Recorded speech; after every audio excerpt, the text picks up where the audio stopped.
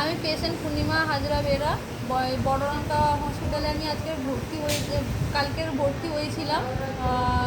আজকে যখন রাতে ডিনার দিয়ে যাই 7:30টার দিকে, আমার বাড়ির লোকে ডিনারটা এনে রেখে দিয়ে গেছিলো ঢাকনা দিয়ে।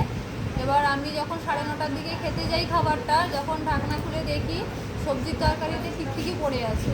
এবার ওটা আমি যখন নিচে নিয়ে যাই, আর এখানে যখন সবাইকে জিজ্ঞাসা করি সবাই বলে খেয়ে নিয়েছে। এবার আমি লেটে খেতে গিয়েছিলাম, 9:30টার সময় খেতে গিয়েছিলাম। সেটা যখন নিচে নিয়ে যাই, নিয়ে যেতে দিদিরা বলে এটা বেশি কাউকে জানানোর দরকার নেই।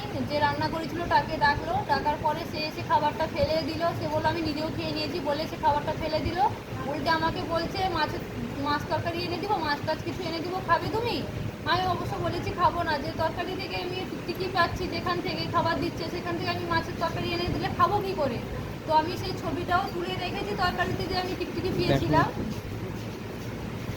এই যে ছবিটা আমি তুলে রেখেছি অবশ্য। সয়াবিন আর কুমড়ো আলুর তরকারিতে টিকটিকি একটা বেরিয়েছে। পুরো টিকটিকিটা মানে আমি যে অবস্থায় দেখেছি, পুরো তার এই পেছনে এই সাইডটা পুরো সেদ্ধ হয়ে ঝুলে পড়েছে, পেটের অবস্থায় কিছুই নেই, গায়ের ছাল টাল মানে পুরো একদম উঠে গেছে টোটালি ছাল। তো এই অবস্থা এখানে বালিশেই বড়রাঙ্কা হসপিটালে দিচ্ছে খেতেই। ঠিক আছে।